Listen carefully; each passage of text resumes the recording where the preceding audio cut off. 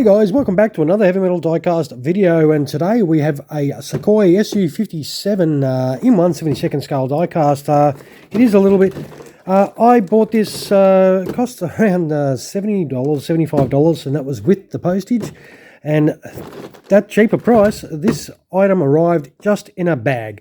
There was no protection. This was all smashed up and opened, and yeah, a little bit disappointing. So we are hoping we are actually going to see something that's not broken. I haven't had a look at it yet. This is by WLTK, of course, and it is, as I said, 1/72 scale diecast.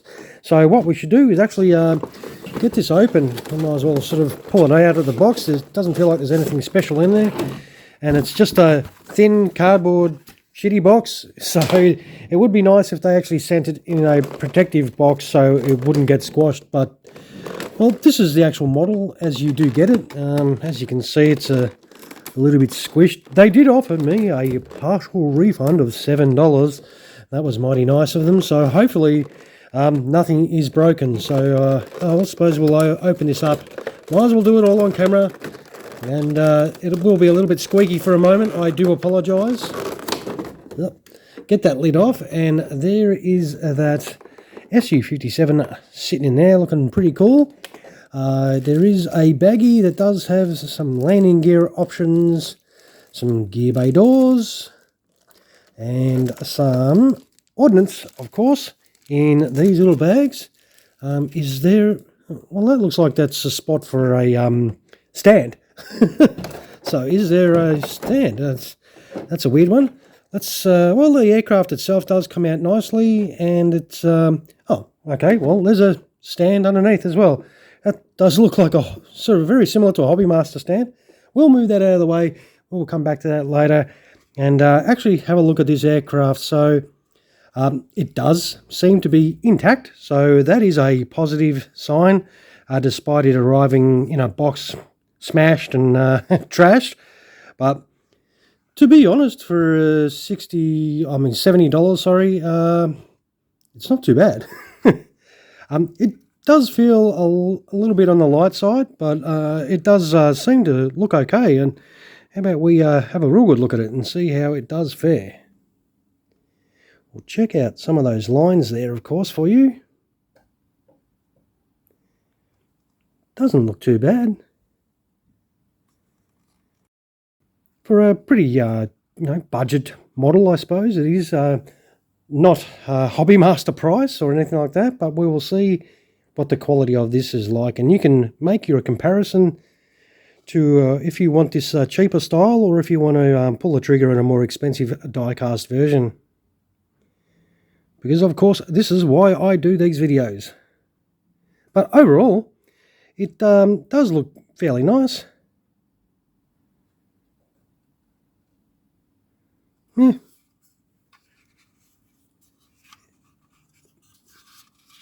I mean, it does feel like the nose does feel like it's plastic, but that's all cold, so it does feel, a lot of metal in it, even though it does feel a little bit light. That's the tail there's plastic. That's all metal. But the details on it, not too bad actually for a cheaper variant of this. It does come up all right. Have a look at those details there. Try and have a little look in the inside those exhaust nozzles. There is a little bit of detail in there. Overall, it's pretty good. We did do a review on a cheaper one. I think from Toribo I think about a year ago. So it will be interesting to see how these actually compare to each other. We'll have a little look underneath. And the details underneath are really nice. The paint application itself does look pretty good. Looking through the camera, I'm not looking over this with a naked eye. I see these for the first time through the camera, of course, when you are looking at it. We always, as you saw, we always open these together for the first time. I reckon it does look pretty good, though. It's got some, not really detail inside the bays there, but it does have some different colours, as you can see. I don't think there'll be anything inside those intakes. Nothing that I can see at all. But yeah, all right. Well, what we'll do is we'll kit this out with some ordnance and some landing gear configurations and come right back.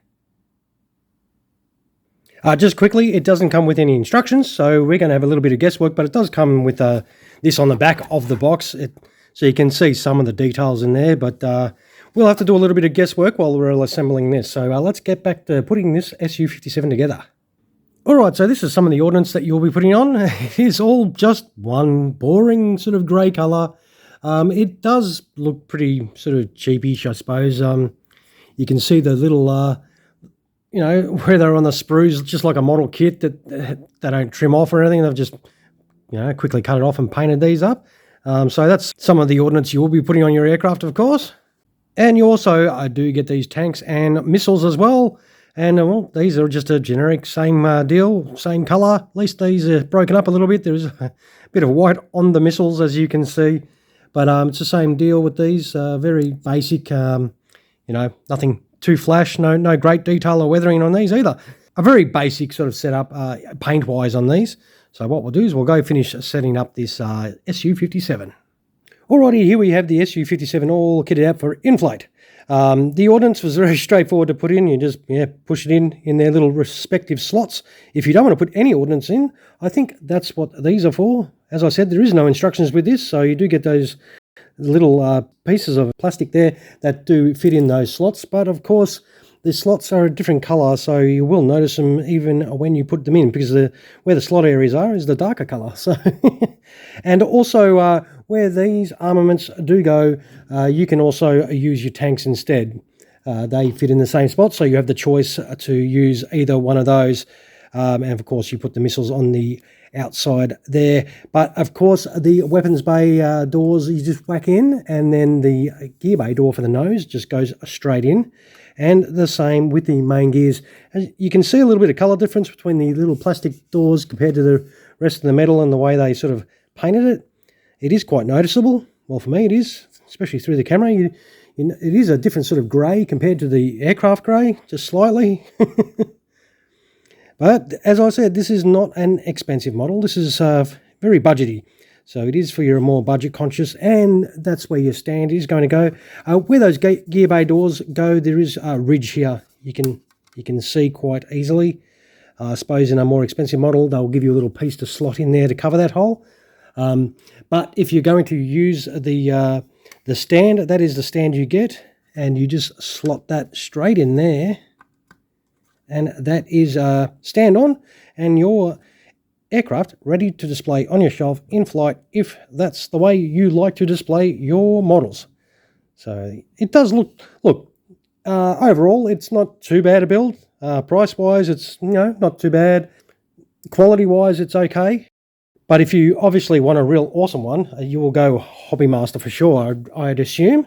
So yeah, that's this in-flight. So we've got the in-flight guys out of the way. What we'll do is we'll get the gear down people out of the way now. So we'll go off and put some landing gear on this and check it out with some gear down. We'll be back in 1 second. All right, we are back with landing gear down and also the weapons bays open as well. Very straightforward process. You do just put your missiles in there and then your gear bay doors along the side. It is very straightforward. They push in very easily. No dramas whatsoever. And then you've got your main landing gear that pushes straight in. The actual struts and everything itself are metal, so you can push quite hard.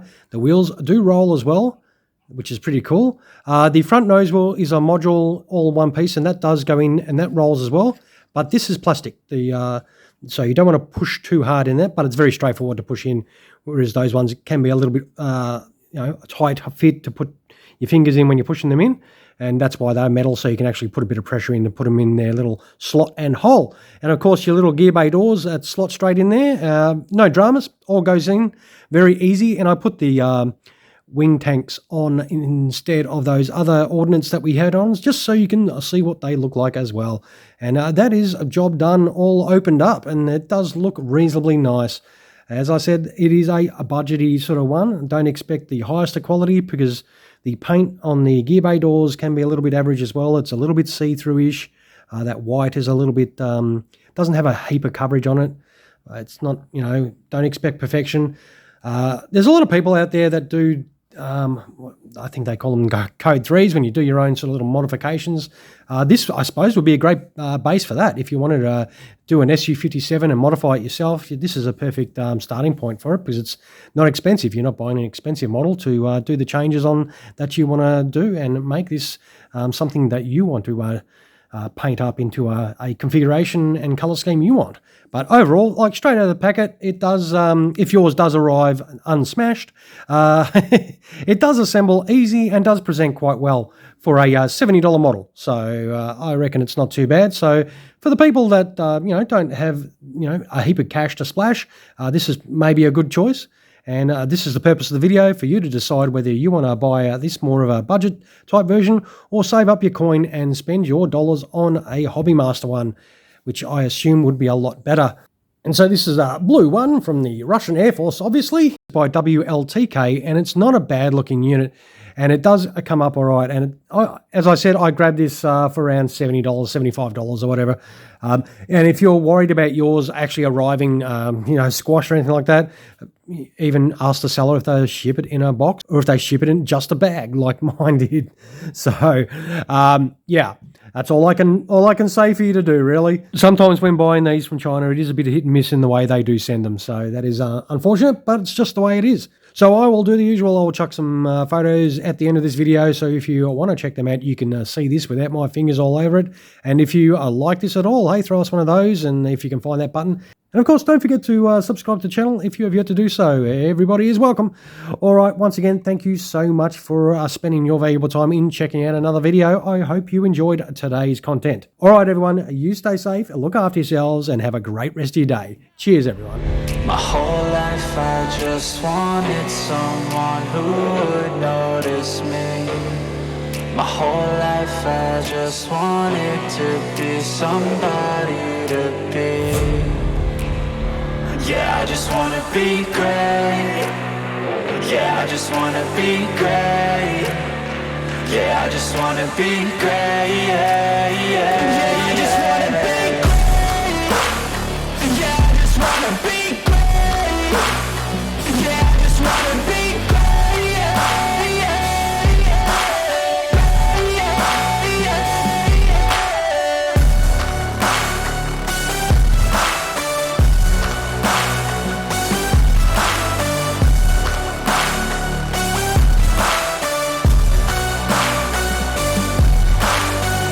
This is a statement to appreciate all that is vacant. It's just for the taking. If you make up your mind, you can take it. I'm never complacent. I would work in a mansion or basement, yeah. There's no replacement for persistence, it's a patience, yeah. In this life, I wanna be soaring, to feel sun inside when it's pouring. And I'll fight till anxiety is foreign. I'm so sick of my mind's extortion. My whole life I just wanted someone who would notice me. My whole life I just wanted to be somebody to be. Yeah, I just wanna be great. Yeah, I just wanna be great. Yeah, I just wanna be great. Yeah, yeah, yeah.